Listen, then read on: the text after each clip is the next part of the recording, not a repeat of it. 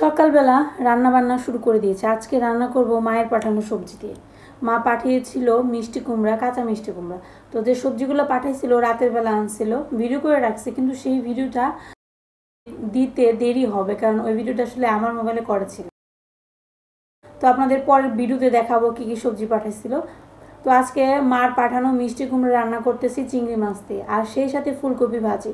হাতে সময় অনেক কম, কারণ আজকে ঘুম থেকে উঠতে একটু দেরি হয়ে গেছে। ঘুম থেকে উঠতে দেরি হওয়া মানে সমস্ত কাজকর্ম সবই দেরি হতে হবে। তার সাথে যদি থাকে বাচ্চাদের স্কুল, তাহলে তো কোনো কথাই নেই, কারণ বাচ্চাদের স্কুল থাকলে কিন্তু সকালবেলা ঘুম থেকে উঠতে হয়। কিন্তু আজকে উঠতে পারিনি, এর জন্য মনটা আমার এত খারাপ। মানে উঠতে পারিনি বলতে, সারাকেও স্কুলে পাঠাইছি, ঈশানকেও নিয়ে যাব, কিন্তু আমার কাজকর্ম একটু তাড়াহুড়ো করে করতে হবে। এখন কি আর করার, অনেক সময় হয়ে যায়, শরীর তো মেশিন তো আর না, সবসময় ঠিক সময় মতো চলে না। এখানে রান্না করতেছি ছোট ডাটা দিয়ে চচ্চড়ি। প্রথমে আলুটাকে আগে হাফ সেদ্ধ করে নেব, মানে তেলে সোমবারে দিয়ে দিয়েছি, একটু জল দিয়ে সেদ্ধ করব। ইদানিং আমি ছোট ডাটার চচ্চড়িটা একটু বেশি খাচ্ছি, আপনারা আমার ব্লগে খেয়াল করলে দেখতে পাবেন, কারণ আমার এত ভালো লাগছে এই ডাটার চচ্চড়িটা, শাকসহ খুবই ভালো লাগতেছে। তার জন্য একটু কাটতে কষ্ট হলেও আমি কিন্তু এই সবজিটা খাচ্ছি। এটা কাটতে না হলেও 1 ঘন্টা সময় লাগে, দাঁড়িয়ে দাঁড়িয়ে কাটতে হয় অনেক ছোট ছোট ডাটা। আরেকদিন কিনে আনলে আপনাদের দেখাবো দেখতে কেমন এবং কিভাবে কাটতে হয়। ফুলকপি ভাজি করতেছি বাচ্চাদের জন্য, কারণ আজকে আর ডাল করব না। ফুলকপি ভাজি তো বাচ্চারা সবাই পছন্দ করে।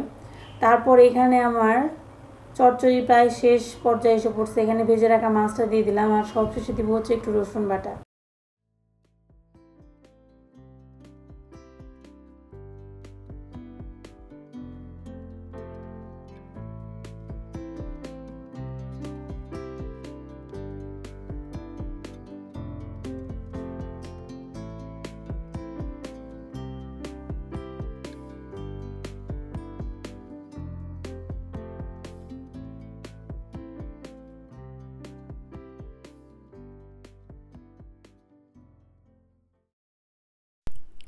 তো এখানে আমার চচ্চড়ি রান্না করা শেষ, একটু রসুন বাটা দিয়েছি।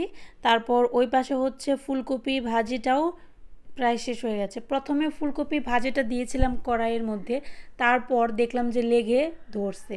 তারপর প্যানের মধ্যে পেঁয়াজ কুচি ভেজে তারপর ফুলকপি ভাজিটা দিয়ে দিলাম, এখন আর লাগবে না। এখন করতেছি মিষ্টি কুমড়ার তরকারি চিংড়ি মাছ দিয়ে। একটু জিরে আর রাঁধুনি ফোড়ন দিয়েছি, তারপর চিংড়ি মাছটা দিয়েছি, তারপর একটু লবণ হলুদ মরিচ দিয়ে এটা ভেজে নেব। আজকে আর হলুদ মরিচ দিয়ে আলাদা করে মাছটা মাখাইনি, যেহেতু চিংড়ি মাছ আর ভেঙে যাওয়ার কোনো সম্ভাবনা থাকে না, এর জন্য চিংড়ি মাছটা একদম সোমবারই দিয়ে দেওয়া যায়।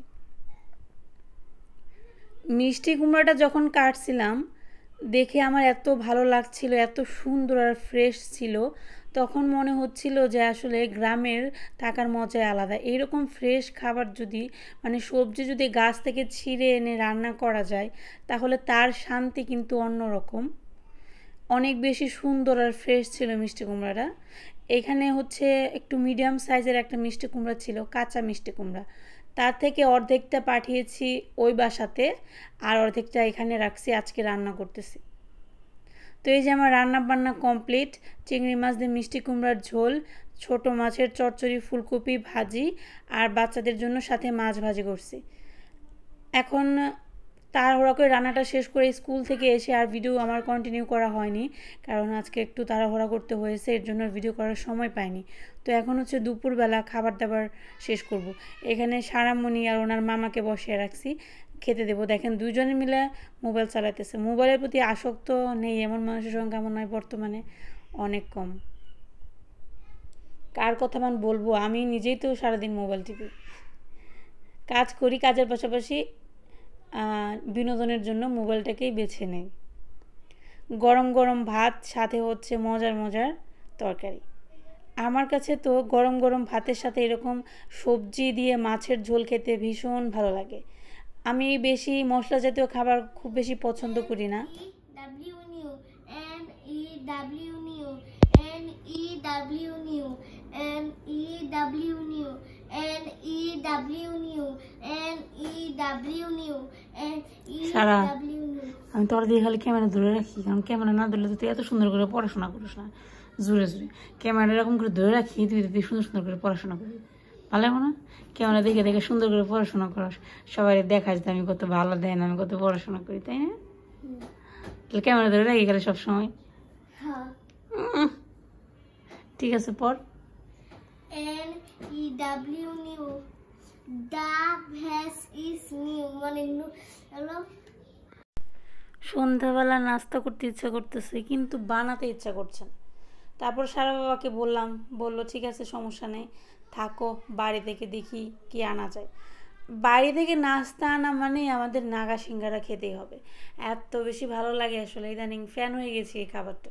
সাথে সারামনের জন্য নিয়ে আসছে আলু পুরি, আলু পুরিটা আমার খুব বেশি ভালো লাগে। আর এখন হচ্ছে নাগা সিঙ্গারাটা ভীষণ মজা লাগে, যদিও বা এখন আগের মতো ওইভাবে ঝাল দেয় না, তারপরেও ভালো লাগে। ঈশান বাবুর জন্য আনা হয়েছে চকলেট বিস্কিট, কারণ উনি এই সমস্ত খাবার খায় না, চকলেট বিস্কিটটা উনি বেশি পছন্দ করে, তার জন্য ওইটা আনা হয়েছে। তো এখন সারামনি খাওয়া দাওয়া করতেছে, আমরাও খাবো। সিঙ্গারাটা অনেক বেশি গরম। কই গো তুমি, তোমার নিকে নাস্তা বানাইছি ধরনের, কষ্ট করে বানিয়ে নাও, খেয়ে দাও। তোমার কেমন নাস্তাটা দেখছে, আমি কত কষ্ট করে নাস্তা মানে তোমার খাওয়াই, আর তুমি গেলে এই যে বউ বউ খাও, এই যে কম্পিউটার সামনে বই থাকো।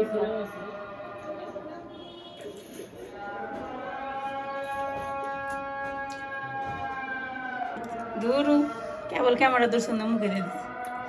এবার ঠাসা আলু দিয়া, ধনিয়া পাতা, গাজর, সবজি দিয়ে, মানে শীতকালীন সবজি দিয়ে সিঙ্গারা খাবার মজা কথা, তাই না গো? অন্যরকম টেস্ট সিঙ্গারার মধ্যে। না এখন কিন্তু মরিচ কম দেয়, তুমি খেয়াল করছো?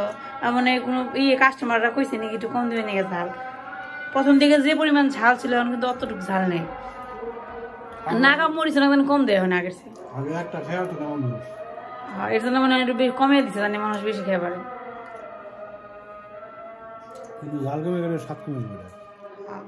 তার নর্মাল সিঙ্গারার মতো আলাদা কিছু।